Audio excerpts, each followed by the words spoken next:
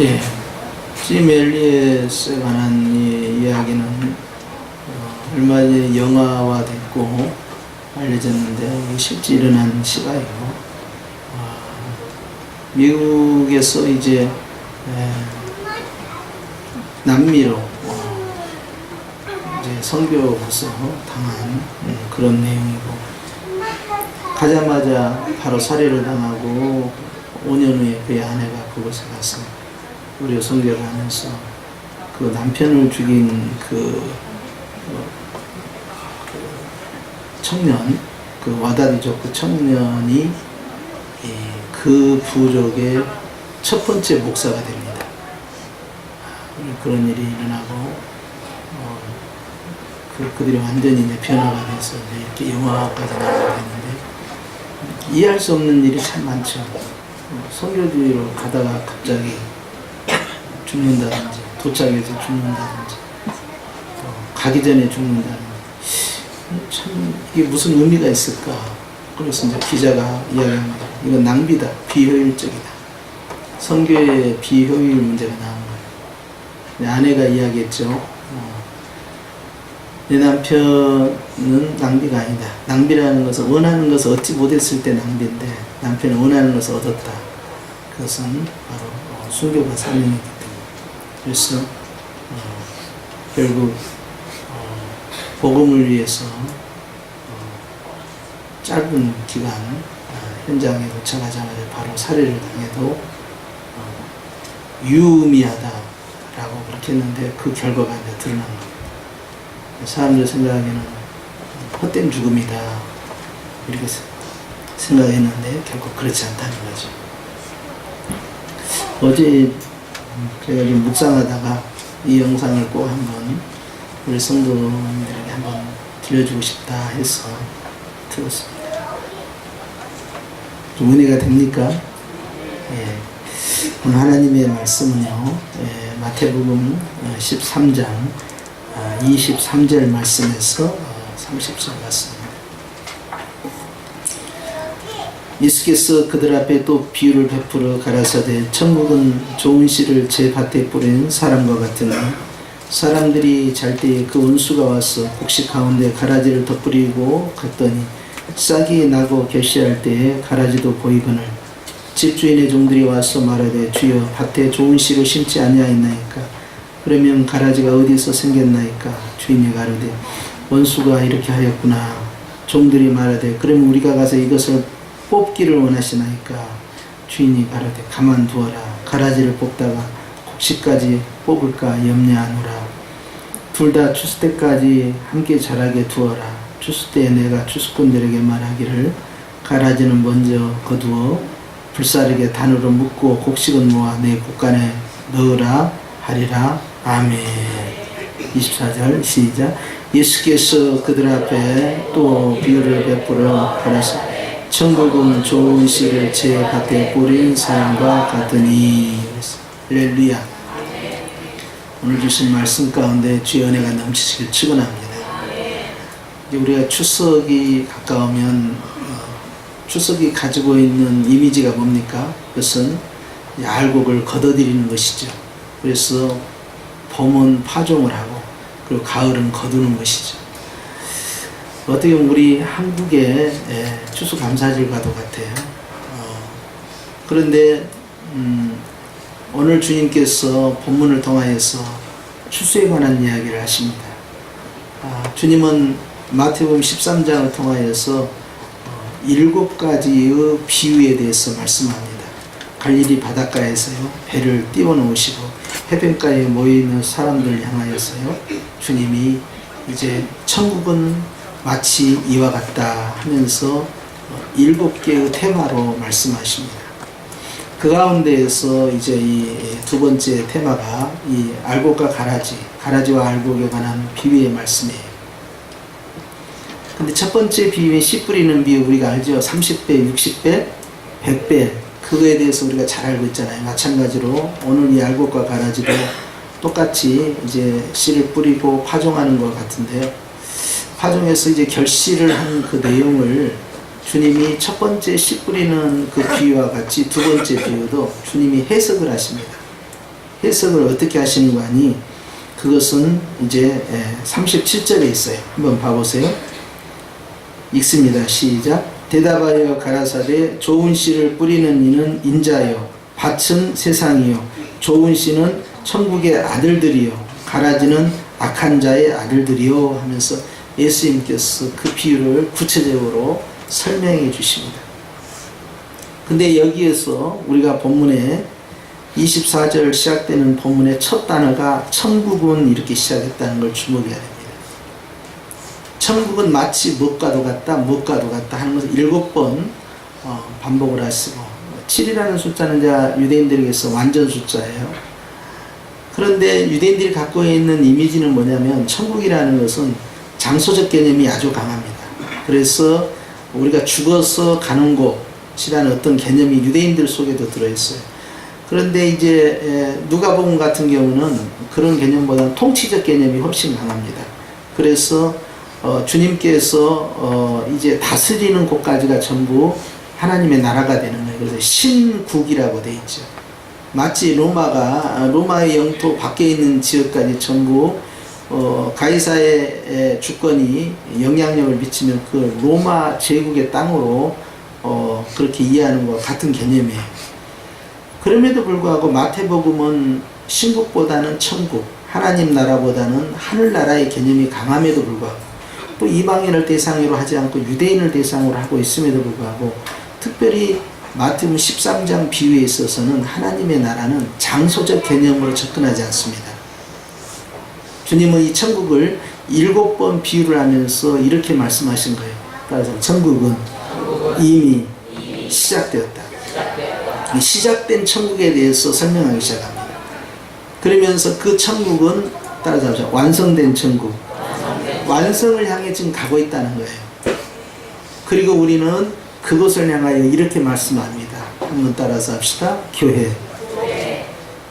우리가 교회고 우리 공동체가 교회잖아요.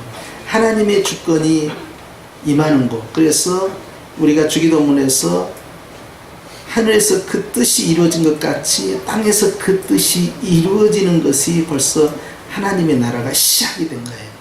그렇기 때문에 이 시작된 천국에 대해서 주님은 말씀하기 때문에 천국은 우리가 죽어서 가는 개념이 아니고 벌써 시작되었다는 개념을 마음에 품고 이 말씀을 드리시기 바랍니다. 그래서 우리는 이미 천국 안에 들어와 있고 우리는 처음 출생부터 첫 출발부터 주님이 말씀하시기를 좋은 씨는 천국의 아들들이요 라고 말씀했어요. 저와 여러분은 뭐라고요? 천국의 아들들.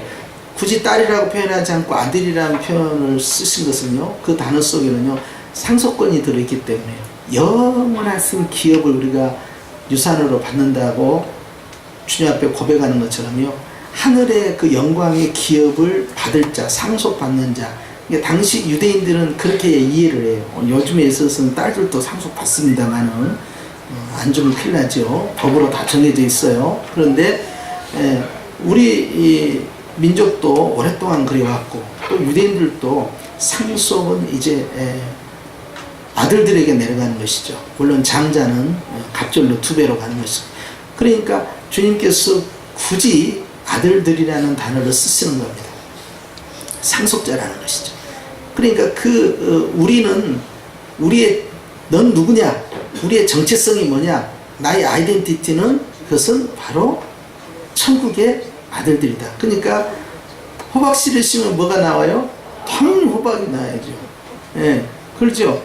자, 그러면 배추 씨앗을 심으면 뭐가 나옵니까? 배추가 나와야 되는 거예요. 근데 갑자기 배추 씨앗을 심었는데 뭐가 나왔어요? 이것은 잘못된 거예요. 그렇죠? 자, 씨를 심었어요. 천국의 아들들이라는 씨앗을 심었습니다. 그럼 뭐가 나와야 됩니까? 천국의 아들들이 나와야 되는 거죠. 그렇기 때문에 여러분, 저와 여러분은 출발부터 뭐예요? 천국의 아들들, 즉 하나님 나라를 상속으로 받을 자란 뜻이에요. 아멘이죠. 여러분, 그렇기 때문에 우리 주님께서는 이제 우리에게 말씀하는 겁니다. 너희의 출발은 천국의 아들들에서 출발한다. 그런데 그 천국의 아들들이 사는 이 천국 이 땅의 천국입니다. 즉 하나님의 통치가 미치는, 그래서 장소적 개념이 아니라 하나님이 다스리는 영역, 즉 우리의 마음과 우리의 인격과 우리의 삶과 우리의 공동체와 우리의 문화 가운데 주님의 통치가 나타나는 그것이 천국이 이미 시작되었는데, 이 천국들 가운데 의외의 변수가 발생한 겁니다. 그것은 바로 25절이죠. 시작. 사람들이 잘 때에 그 원수가 와서 곡식 가운데 가라지를 덧뿌리고 갔더니 그랬어요. 그거에 대해서 주님은 39절에 이렇게 해석해 주셨어요. 시작. 가라지를 씹는 원수는 마귀요 라고 딱 정해진 거예요. 뭐 다른 해석할 필요가 없어요. 누가 뿌리고 갔다고요? 마귀가 그랬어요. 마귀가. 좌우에 쳐다보면서 이야기하죠. 마귀가 그랬대요. 근데 추수 때, 가을이 추수 때 아닙니까? 이 추수 때는 세상 끝이다 그랬어요. 이게 종말을 향하고 있는 것입니다. 그리고 추수하는 추수꾼들이 누구냐 하니까 천사들이라고 그랬어요. 그래서 요한계시록 14장에 보면 이제 금연류관을 쓰고 있는 구름에 앉아있는 이가 나타나는데 예수님이에요. 이제 낫을 휘둘러 주세요 하니까 이한 낫을 휘두르니까요, 알곡들을 전부 모아서 천국 곧 가는 거고, 또 다른 천사가 나타나서 이한 낫을 휘두르니까요 전부 포도를 수확을 해서 포도틀에 집어넣어서 전부 그걸 집으로 짜고 심판을 한다라고 기록되어 있어요. 그러니까 마지막 때에는 주님께서 또 이제 요한계시록 말씀과 같이 마태복음 24장에서도 천사들을 보내서 이 끝에서 저까지 주의 백성들을 모으시고 주님께서 심판을 진행을 하시는 것이죠. 그렇기 때문에 이제 씨앗을 뿌린 자가 누구냐? 바로 마귀가 뿌렸다는 거예요. 이렇게 씨앗을 뿌렸는데 그 뿌린 씨가 뭐냐 하니까 28절 하반절에 그 가라지 씨앗은요, 악한 자의 아들들이다 그랬어요. 악을 씹었으니까 뭐가 나와요? 악의 열매가 나오는 거예요. 여러분 이제 딱 이분법으로 흑백 논리로 쫙 나눈 겁니다. 우리가 이걸 이제 가지고 이제 말씀을 드리는 거예요. 물론 우리가 살다 보면 저 사람은 꼭 가라지 같아. 정말 가라지야. 저거는 정말 마귀 자식 같아. 했는데 변화하여 뭐가 돼요? 새 사람이 되는 경우가 있지요. 자, 저 사람은 정말 천국의 아들들이야. 정말 하나님의 백성은 정말 알곡이야 생각했는데 나중에 보니까 세상에 마귀도 저런 마귀가 없는 거야. 못된 짓만 하고, 그래서 주님을 배반하고 떠나는 사람도 있을 수 있지요. 가룟 유다처럼. 우리는 거기까지는 몰라요. 그러나 알곡 같은데 가라지가 되고 가라지 같은데 알곡이 되고 그런 상황이 우리의 착각일 뿐이지 주님은 딱 아시는 거예요. 알곡은 끝까지 알곡이에요. 가라지는 끝까지 가라지예요. 이제 이 두 가지로만 오늘 본문은 나간다 이 말이에요. 그 중간은 없습니다. 그런데 하나님의 백성인 성도가 살아가는 일에 있어서 성도의 삶을 힘들게 하고 괴롭게 하고 위협하고 협박하고 고통스럽게 하는 그런 가라지가 성도의 삶 중심에 들어온다는 거예요. 성도의 살아가는 생활 가운데, 성도의 공동체 가운데 언제든지 들어올 수 있다는 것입니다. 비단 이것은 이단만을 의미하는 것이 아니에요. 삶 가운데 정말 가라지 같은 인생이 있고 가라지 같은 사건이 있고 가라지 같은 상황이 있고 가라지 같은 환경이 있고, 정말 그 문제만 아니면, 그때 그 일만 아니었으면, 그때 그 사람만 아니었으면 내가 이렇게 살지는 않았을 건데, 내가 그때 그 선택을, 가라지 같은 선택을 하지 않았으면 내가 이렇게 인생에 꼬이지 않았을 텐데 할 때가 있을까요 없을까요? 있다니까요. 아니 요즘 방송에 보니까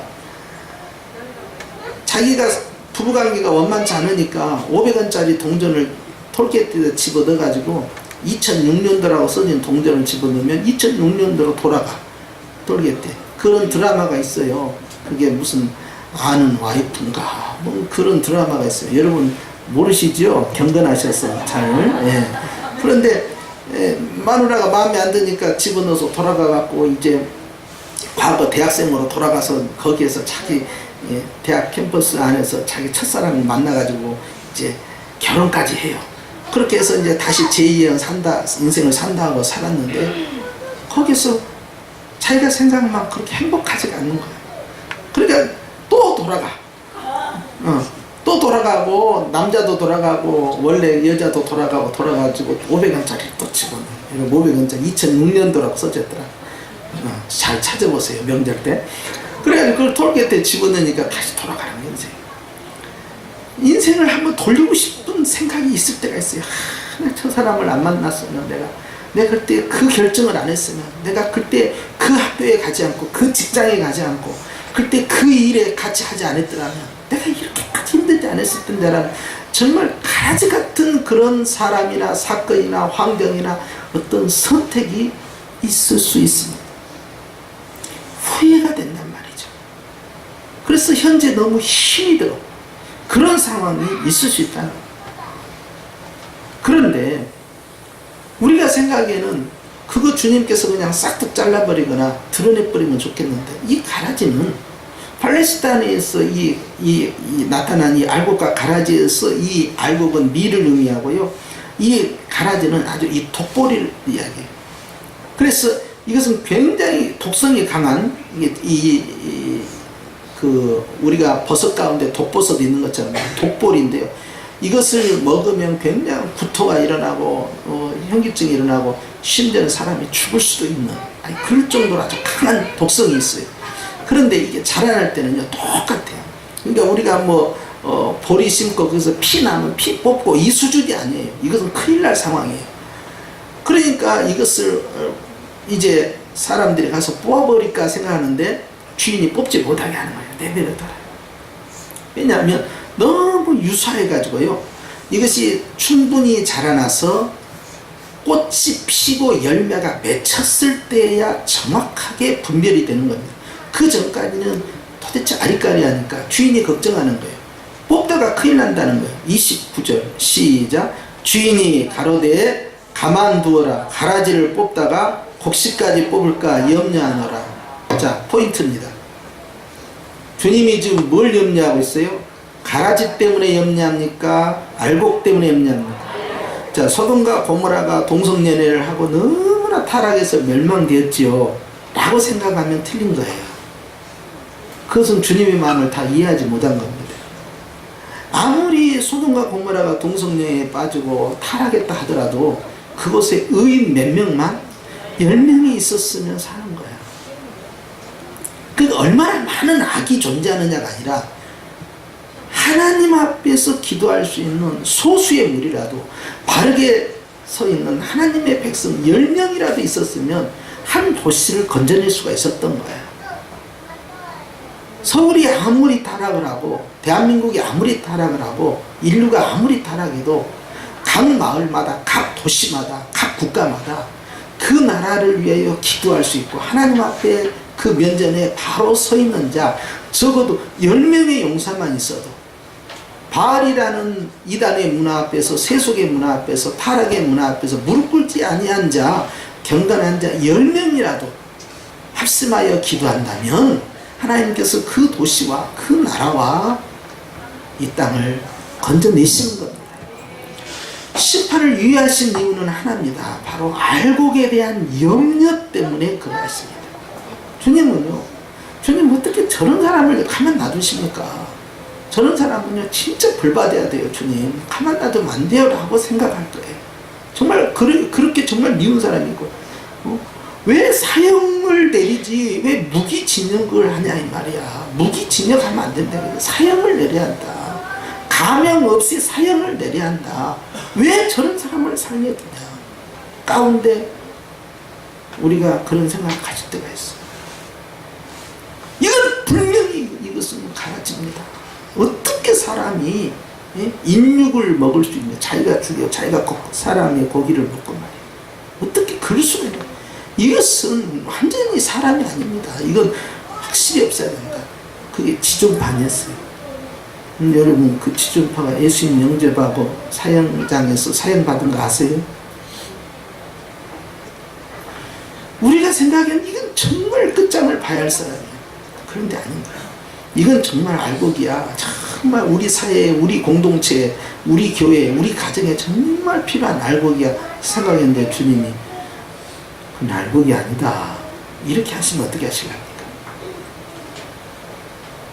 우리가 왜 분별할 수 있어요? 오직 분별은 추수 때에 가봐야만 알 수 있다. 둘 중에 하나입니다. 양이면 양이고 염소면 염소지 중간은 없다는 거예요. 주님은요 염려하십니다. 포인트에 지금 무엇을 염려합니까? 바로 알곡들을 염려하고 있어요. 알곡들이 다치지 않도록. 알곡들이 가라지를 통해서 고통을 받고 있는 것을 씨 뿌리는 이는 예수님이에요. 예수님을 알고 계십니다. 인자는 알고 있어요.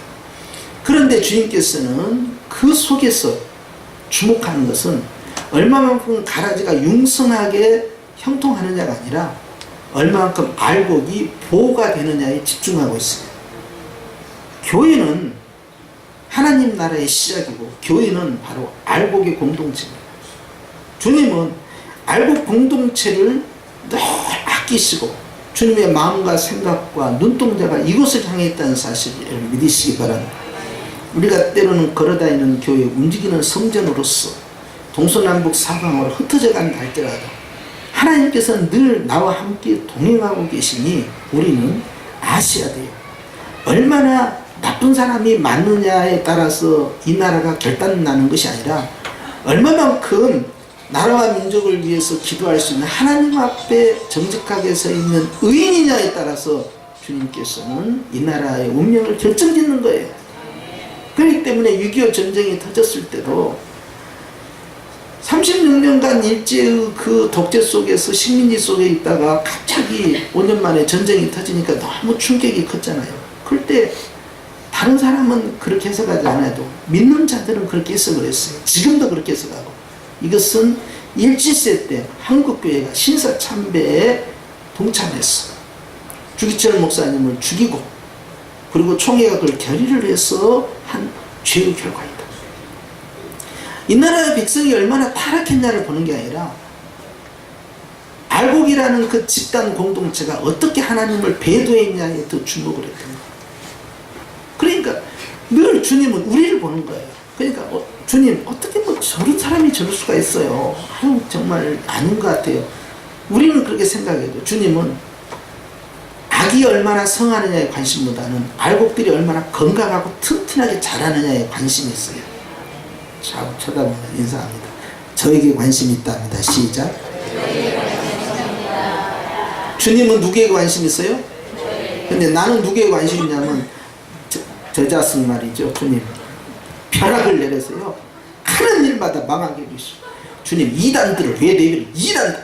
이단들 없애야 됩니다. 주님 이단들 없앤 것보다 주님의 더 큰 관심은 뭐냐? 이단도 물론 주님 막아주시지만 우리가 이단들을 충분히 이겨낼 수 있는 건강함을 유지하는 것이 중요한 거예요. 그래서 주님께서는 30절에 이렇게 말씀합니다. 시작. 둘 다 추수 때까지 함께 자라게 두어라. 함께 뭐 하라고요? 자라라는 거예요. 그러니까 나도 잘 되지만 쟤들도 가라지도 형통하고 건강하고 하는 일마다 다 길이 열리고 돈도 많이 벌고 그렇게 힘들게 하는 저 가라지가 말이죠.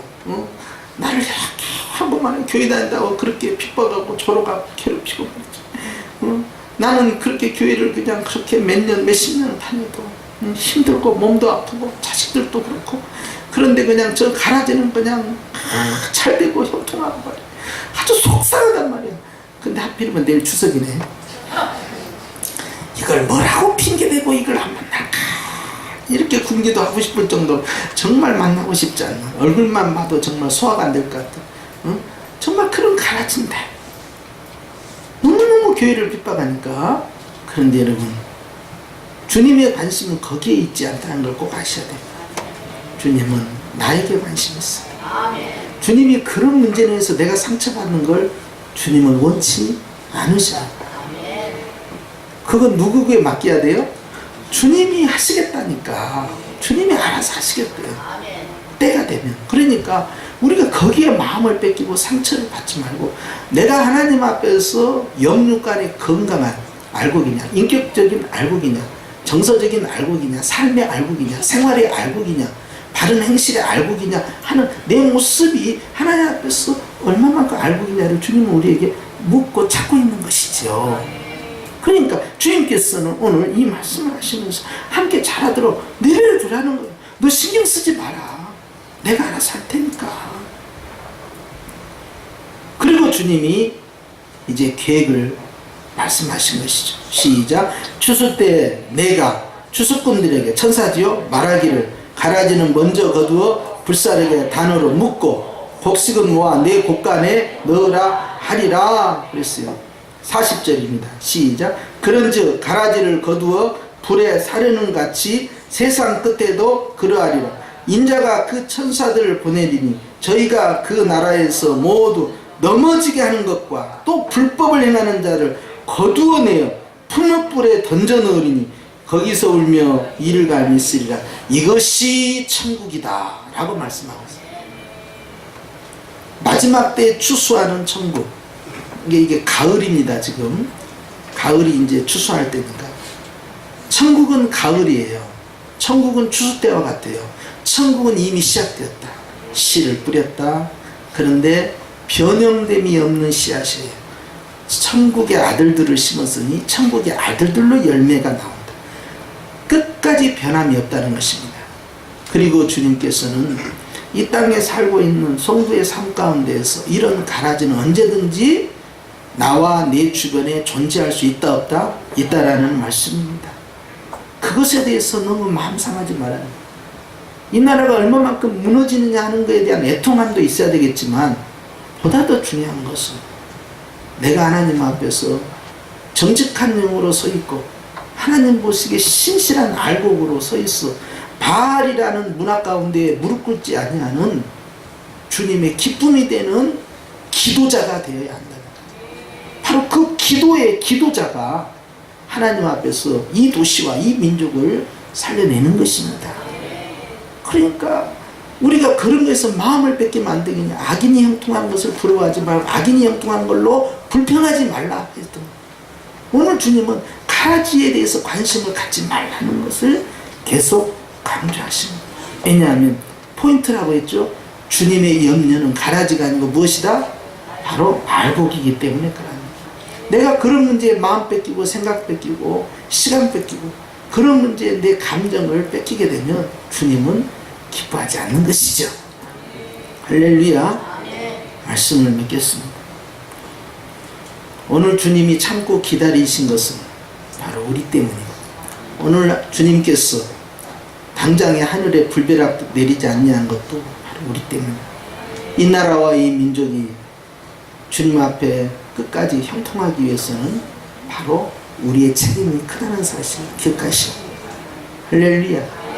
그리고 여러분, 우리가 얼마나 귀한 존재이고 소중한 존재인가를 알곡으로서 이제 주님 앞에 서 있는 의젓한 그리스도의 신부가 될 것이니 그날까지 천국은 계속 진행이 되고 있으니 할렐루야. 지금 이곳에 주께서 우리와 함께 하십니다. 여러분들이 어느 곳을 향해 걸어가든 어느 곳에 머물러 있든 여러분들은 영원한 천국의 아들들입니다. 이 말씀을 붙잡고 이번 한 주도 승리하시고 믿음 안에서 주와 함께 동행하는 귀한 역사가 있기를 축원합니다. 기도하십시다.